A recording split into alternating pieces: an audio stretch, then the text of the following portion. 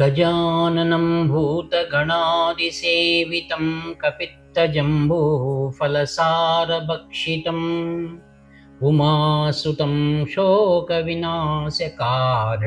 नमामि विघ्नेश्वर पादपङ्कजम्। सदाशिवसमारम्भां शङ्कराचार्यमध्यमाम् अस्मदाचार्यपर्यन्तां वन्दे गुरुपरम्पराम्। अपारकरुणासिन्धुं ज्ञानदं शान्तरूपिणं श्रीचन्द्रशेखरगुरुं प्रणमामि मुदान्वहम्। देवे देहे च देशे च भक्त्यारोग्यसुखप्रदं बुधपामरसंसेव्यं तं श्रीजयेन्द्रं नमाम्यहम्। नमामः शङ्करान्वाख्यविजयेन्द्रसरस्वतीं श्रीगुरुं शिष्टमार्गानुनेतारं सन्मतिप्रदं श्रीसत्यचन्द्रशेखरेन्द्रसरस्वतीस्वामिने नमः। सर्वमङ्गलमाङ्गल्ये शिवे सर्वार्थसाधिके शरण्ये त्र्यम्बके देवी नारायणि नमोऽस्तुते। जय नारायणि नमोऽस्तुते। ఆధ్యాత్మిక మిత్రులందరికీ కూడా హృదయపూర్వక ధన్యవాదాలు. శ్రీ పరాభవనామ సంవత్సరం చాతుర్మాస్య వ్రత దీక్షలు ప్రారంభమవుతున్నాయి.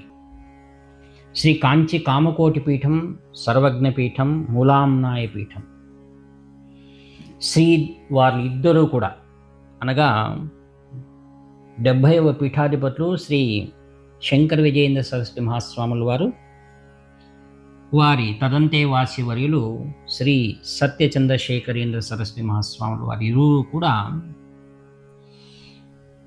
ఆషాఢమాసంలో ప్రారంభమయ్యేటువంటి చాతుర్మాస్య వ్రతములు 29 జూలై 2026 నుండి 26 సెప్టెంబర్ 2026 వరకు కూడా ఈ దీక్ష కార్యక్రమాలు అత్యంత ప్రసిద్ధి చెందినటువంటి కాంచీపురంలో శ్రీ కాంచి కామకోటి పరమాచార్యుల వారి శతాబ్ది మంటపం అని అంటారు, లేదా మణి మంటపం అని పిలువబడేటువంటిది. ఇది కాంచీపురం నుండి 6 కిలోమీటర్ల దూరంలో ప్రసిద్ధి చెందినటువంటి ఓరికై అనే ప్రదేశంలో ఉంది. భవ్యమైనటువంటి దివ్యమైనటువంటి ప్రసిద్ధి చెందినటువంటి ఈ ప్రదేశం ఇది. ఎందుకనగా కాంచీ మహాస్వాముల వారు, పరమాచార్య స్వాముల వారి నుండి నేటి వరకు కూడా పీఠాధిపతులు అనేక మార్లు అక్కడ వ్యాస పూజలు, చాతుర్మాస దీక్షలు చేశారు.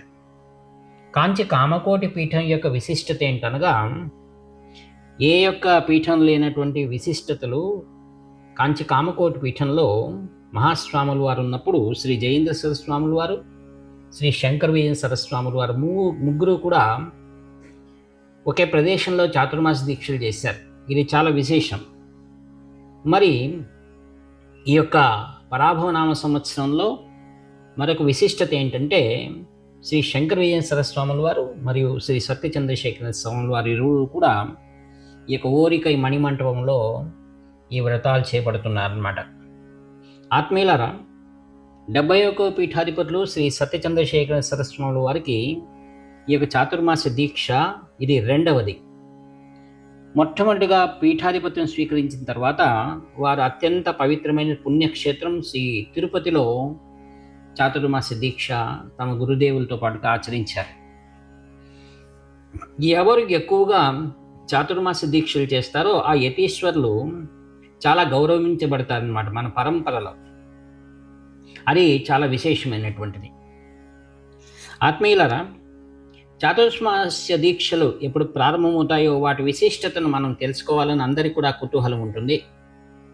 మన యొక్క పరంపరలో గురు పరంపర చాలా ప్రముఖమైనటువంటిదండి. ఆ గురు పరంపరలో వచ్చేటువంటిదే ఈ చాతుర్మాస దీక్షలు కూడా. ఈ యొక్క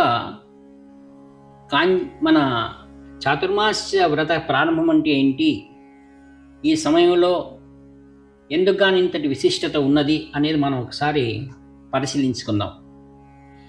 ఈ యొక్క చాతుర్మాస సమయం 4 నెలలు ఆచరిస్తారు. ఈ సమయంలో శ్రీ మహావిష్ణువు యోగ నిద్రలోకి వెళ్తారన్నమాట. ఏకాదశి నాడు, ఆషాఢ మాసం శుక్లపక్షంలో ఏకాదశి తిథిలో మహావిష్ణువు యోగ నిద్ర, దీన్ని శయన ఏకాదశి అని అంటారు. ఈ 4 నెలలు కూడా గృహస్థులు ఎవరు కూడా ఏ శుభకార్యాలు కూడా ఆచరించరు, అనగా నిషేధించబడ్డాయి. ఈ యొక్క చాతుర్మాస్య దీక్ష శయన ఏకాదశి నుండి ఉత్థాన ఏకాదశి వరకు జరుగుతుందన్నమాట. ఉత్థాన ఏకాదశి రోజు ఆ యొక్క మహావిష్ణువు మేల్కొని గరుడ వాహనంపై వచ్చి భక్తులందరికీ దర్శనమిస్తాడని మన శాస్త్రాలు ఉవకానిస్తున్నాయి. అవి ఏవి అనగా ఆషాఢమాసం, శ్రావణం, భాద్రపదం, ఆశ్వయుజ మాసాన్ని కలిపి 4 మాసాలుగా చాతుర్మాసం చెబుతారు. ఈ సందర్భంగా చాతుర్మాస దీక్షను ఎవరు చేపట్టాలి, ఈ వ్రతం ఎవరు చేయాలి, ఈ వ్రతం యొక్క నియమాలు ఏంటి, ఈ వ్రతాన్ని ఆచరించిన వారికి ఎలాంటి ఫలితాలు వస్తాయనేటువంటిది ఆసక్తి విషయాలు ఉన్నాయన్నమాట. ఈ యొక్క చాతుర్మాసి 4 నెలల పాటు ఎలాంటి శుభకార్యాలు చేపట్టాలని చెప్పాము. ఈ వ్రతము ఎన్ని యుగాలుగా ఆచరణలో ఉంది అనేది భవిష్యత్ స్కంద పురాణాల్లో చాలా విస్తృతంగా వివరించబడింది అనమాట. ఈ వ్రతాన్ని ఆచరించేటువంటి వారు గృహస్థులు కానివ్వండి, లేక సన్యాసులు కానివ్వండి, ఏ ధర్మాన్ని పాటించేవారైనా సరే, వారు ఆ గ్రామ పొలిమేరలను దాటి బయటికి వెళ్ళకూడదని ముఖ్యమైన ఆచారం. ఈ మాసం మానవుని జీవన శైలిని క్రమబద్ధీకరించడానికి సహాయపడుతుంది. ఎందుకనగా ఆషాఢం నుండి కార్తీక మాసం వరకు వాతావరణంలో కొన్ని మార్పులు ఉంటాయి. కారణం, వర్షాలు అధికంగా కురుస్తాయి. దానివల్ల నదులు, వంకలు, వాగులు పొంగుతూ నిండుగా ప్రవహిస్తుంటాయి. దీనివల్ల అంటువ్యాధులు ప్రబలే అవకాశం ఎక్కువగా ఉంది. అందుకోసమే ఈ సమస్య నివారణ కోసమే ఊరి పొలిమేరను దాటకూడదని నియమాన్ని విధించారు. ఈ కాలంలో ప్రయాణాలను అందరూ కూడా వాయిదా వేసుకుంటారు. అందుకే పూర్వకాలంలో గురువులు ఏం చేసేటువంటి వారు శిష్యులతో పాటుగా వేద పారాయణ చేస్తూ గ్రామాలు కూడా సంచరిస్తూ ఉండేటువంటి వారు యుగాల నుండి. అందరూ కూడా ఈ యొక్క చాతుర్మాస సందర్భంగా ఒకానొక పవిత్రమైన ప్రదేశంలో గురువులు మరియు శిష్యులు అందరూ దగ్గర చేరి ఈ లోకానికి కావలసిన అనేకమైన విషయాలను ధర్మచింతన చేస్తుంటారు. అందుకే ఇది చాలా ప్రశస్త్యమైనటువంటిది. గురువులు తమ గ్రామంలో ఉండాలని చెప్పేసి శిష్యులందరూ ముందుగానే వెళ్ళి ఆ గురువులను ప్రార్థిస్తారు. దయచేసి మీరు మా గ్రామంలోనే ఉండాలి,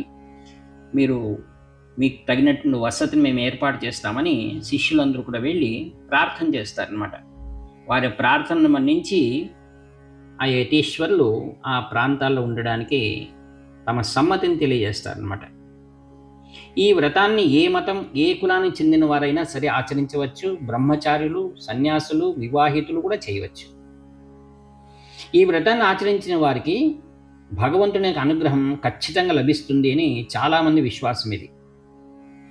ఈ వ్రతాన్ని 4 నెలలు చేయలేని వాళ్ళు 2 నెలలు కూడా చేసుకోవచ్చు. అందుకే కాంచి కామకోటి పీఠంలో ధర్మసింధు ఆధారంగా పక్షోవై మాసహ అని నిర్ణయించారు. కావున 2 నెలలే ఈ యొక్క చాతుర్మాస దీక్షను చేయబడుతున్నారు పీఠాధిపతులు. ఇది కూడా సాధ్యం కాని వారు 1 నెల రోజుల పాటు వ్రతాన్ని ఆచరించవచ్చు అనమాట. అది కాదనుకుంటే 5 ఏకాదశుల నాడు వ్రతం చేస్తే మంచి ఫలితాలు వస్తాయని అందరి నమ్మకం. అంతేకాదు దీంట్లో గృహస్థులకు విశేషంగా తమ జాతకంలో ఉండే దోషాలన్నీ కూడా తొలగిపోయి సుఖ సంతోషాలు, ఐశ్వర్యం, ధనలాభం లభిస్తుంది. కొందరు ఈ ప్రస్తుత కాలంలో అనగా మన లౌకిక విధానంలో ఉన్నటువంటి వారు ఈ కఠిన నియమాల కారణంగా వారు చేయలేకపోతున్నారు. అయితే ఈ వ్రతం మాత్రం పీఠాధిపతులు, మఠాధిపతులు మాత్రం తప్పకుండా ఈ వ్రతాన్ని ఆచరిస్తారనమాట. ఆత్మీయులారా, ఈ వ్రతాన్ని ఆచరించాల్సినటువంటి వాళ్ళు శ్రద్ధ, భక్తి చాలా ముఖ్యమైనటువంటిది. ఇది యుగ యుగాలుగా మన యొక్క గురు పరంపరలో వస్తున్నటువంటిది ముఖ్యమైన వ్రతం ఇది. ముందుగానే చెప్పినట్లు ఈ వ్రతాన్ని ఎంతో శ్రద్ధగా ఆ యొక్క గురువుల యొక్క సన్నిధానంలో ఈ వ్రతాన్ని ఆచరిస్తారనమాట. చాతుర్మాస్య వ్రతంలో భగవాన్ విష్ణువుకు అత్యంత ప్రియమైనటువంటిది ఈ చాతుర్మాస్యం. దీనికి ముఖ్యంగా ఆహార నియమాలు అత్యంత ముఖ్యమైనవి. అందుకోసమే కొందరు ఉపవాసం ఆచరిస్తారు, ఆహారంలో చక్కటి నియమాలను పాటిస్తారనమాట. ఈ 4 నెలల్లో మొదటి నెల కొందరు వంకాయలు వాడరు మరియు నిర్దిష్టమైన ఆహార పదార్థాలను త్యజిస్తారనమాట. రెండవ నెలను దధివ్రతము అని అంటారు. అంటే పెరుగును వాడరు, మజ్జిగను మాత్రం వాడవచ్చు. మూడవ నెల క్షీరవ్రతము అని అంటారు. అంటే పాల సేవనను పూర్తిగా త్యజించాలి. 4వ నెల ద్విదళ వ్రతము అని, అంటే ఉద్దిబేడలు, పెసలు మరియు కందిబేడలు మరియు ద్విదళ ధాన్యములను పూర్తిగా వర్జిస్తారనమాట. చక్కగా భగవంతుని నామస్మరణ అత్యంత ముఖ్యమైనది. విష్ణు సహస్రనామ పారాయణ మరియు జపతపాదులు చేస్తారనమాట. పవిత్ర గ్రంథముల ప్రకారం ఈ సమయంలో విష్ణు దేవాలయాన్ని ప్రదక్షిణం చేయడం అత్యంత ఫలప్రదం. ఇంకా కొన్ని యతీశ్వర సంప్రదాయాలలో ఇంకా కఠినమైనటువంటి ఆహార నియమాలు ఆచరిస్తారనమాట. ఆత్మీయులారా, అత్యంత భవ్యమైనటువంటి ఈ యొక్క చాతుర్మాస్యం మహత్తరమైన పుణ్య సంపాదక మార్గం అన్నమాట. మన భారతదేశంలో ఈ చాతుర్మాస్యాన్ని కొన్ని వేల సంవత్సరాలుగా ఆచరిస్తున్నట్లుగా మనకు చరిత్ర మనకు వినిపిస్తుందన్నమాట. ఎక్కడ మహర్షులు ఏ ప్రాంతంలో చాతుర్మాస వ్రతం చేస్తారో అక్కడ ఆ ప్రదేశం అంతా కూడా సుభిక్షంగా ఉంటుంది. చాతుర్మాస సందర్భంలో యతీశ్వరుల దర్శనం, గురు దర్శనం, వారి సేవ, వారి యొక్క అద్భుతమైన ప్రవచనాలను వినడం ద్వారా మనకు ఆధ్యాత్మిక భావాలు బాగా దృఢపడతాయి.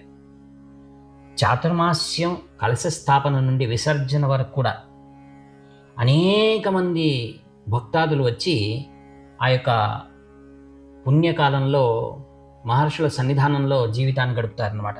2 నెలలు కానివ్వండి, 4 నెలలు కానివ్వండి. అనేక మంది మహాత్ములు, మహత్తర విద్వాంసులు, అనేక మంది సద్గోష్ఠులు జరుగుతాయి. వాటిని వినడం ద్వారా, వారిని దర్శించడం ద్వారా సకలమైన కంటకాలు కూడా దూరం అవుతాయి. మనం ఈ సమయంలో వచ్చేటువంటి అనేక మంది యాత్రికులు ఆ యొక్క మహాత్ములు దర్శించడానికి వచ్చేటువంటి వారి యొక్క సేవ చేసుకోవడం, వారికి ఆహారాన్ని, తగిన విశ్రాంతిని, అనేక అవకాశాలను కూడా ఆ పరిసర ప్రాంతాల్లో వారు ఏర్పాటు చేస్తారన్నమాట. అందుకే అహింస చాలా ప్రముఖమైనటువంటిది. అందుకే ఈ 4 నెలలు కూడా ఎక్కడ కూడా సంచారం చేయరు. ఎందుకంటే వర్షాకాలం, మన పాదాల కింద క్రిమి కీటకాలు మరణించేటువంటి పాపం కలగకూడదని ఎంతో వ్రతనిష్టతో ఆ పరిసర ప్రాంతాల యొక్క పొలిమేరలు కూడా దాటకుండా ఒకే చోట ఉంటారనమాట. అక్కడ వెళ్ళినటువంటి ఆధ్యాత్మిక ఉపాసకులు వారందరికీ కూడా మనస్థితి చాలా ఆనందకరంగా ఉంటుందన్నమాట. అందుకే జీవితంలో తప్పకుండా గురువుల సాన్నిధ్యాన్ని, ఆ యొక్క అనుభూతిని పొందేటువంటి వారు ఎంతో అదృష్టవంతులు అని మనకు శాస్త్రాలు తెలియజేస్తున్నాయి. మన జీవితంలో అనేకమైన చింతలు ఉంటాయి. ఆ చింతలను దూరం కావాలంటే ఇటువంటి ఆధ్యాత్మిక సత్సంగ గోష్ఠుల్లో పాల్గొనడం మనందరి పూర్వజన్మ సుకృతం అనమాట. బాగా గుర్తుపెట్టుకోవాలి ఆత్మీయులారా. ఈ పరిభావనామ సంవత్సరంలో జరిగేటువంటి ఈ యొక్క కాంచి కామకోటి పీఠం అధిపతులు శ్రీవార్లు ఇరువురు కూడా వ్యాస పూజతో ప్రారంభం చేస్తారు వ్రత దీక్ష.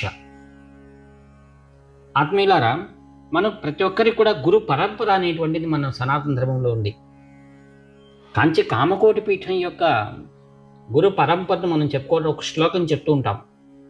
నారాయణం పద్మభవం వశిష్టం శక్తిం చ తత్పుత్ర పరాశరం చ వ్యాసం శుకం గౌడపదం మహాంతం గోవిందయోగీంద్రమథాస్య శిష్యం శ్రీశంకరాచార్యమథాస్య పద్మపాదం చ హస్తామలకం చ శిష్యం తం త్రోటకం వార్తికకారమన్యాన్ అస్మద్గురోన్ సంతతమానతోస్మి అని ఇంకొక శ్లోకం కూడా ఉంది. సదాశివ సమారంభాం శంకరాచార్య మధ్యమాం అస్మదాచార్య పర్యంతాం వందే గురు పరంపరామని.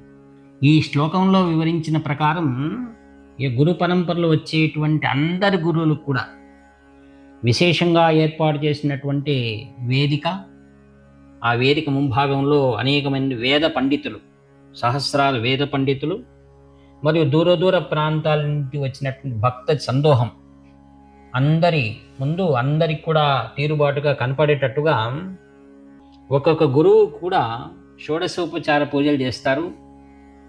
ఆ యొక్క పీఠాధిపతులు ఇరువురు కూడా.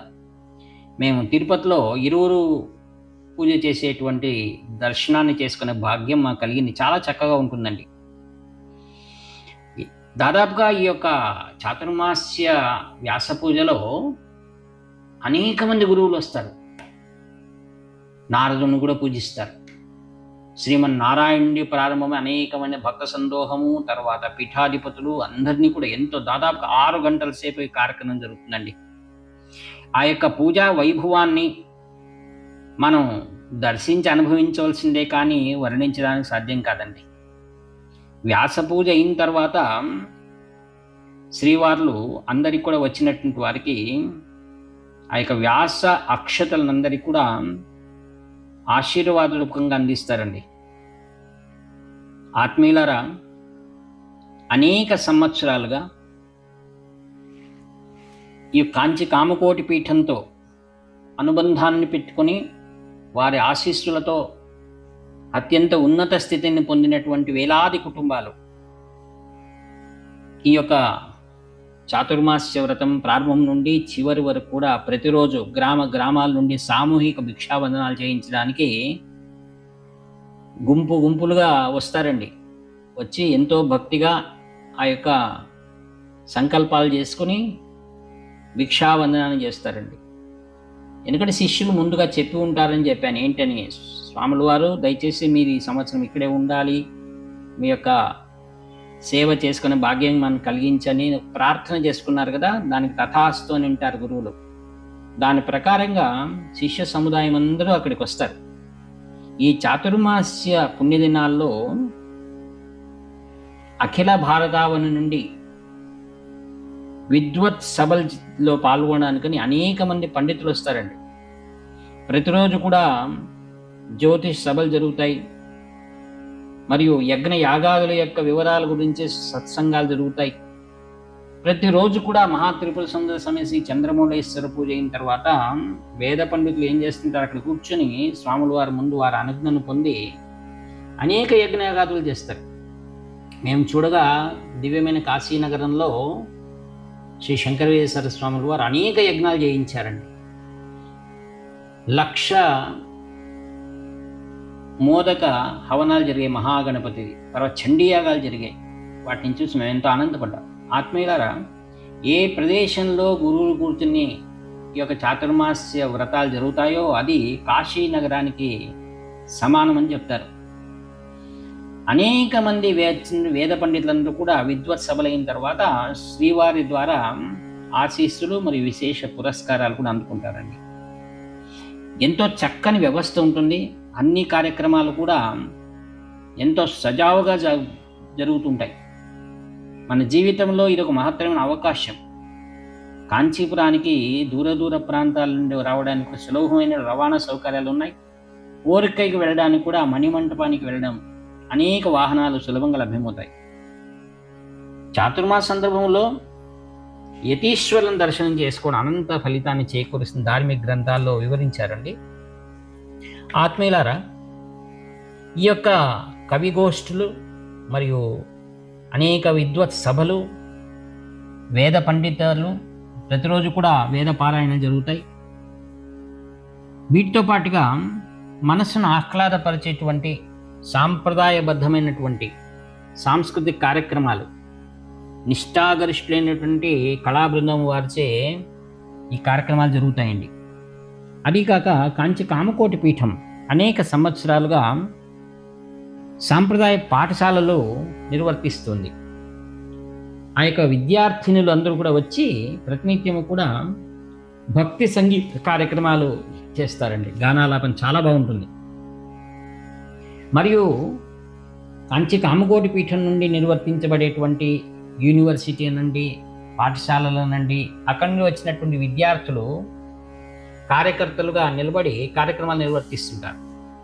భక్తి తత్పరులై జరిగేటువంటి ఈ యొక్క చాతుర్మాస వ్రత దీక్షలలో మనమందరూ కూడా పాల్గొనడం నిజంగా మన జాతి చేసుకున్నటువంటి గొప్ప ఐశ్వర్యం అని చెప్పొచ్చు.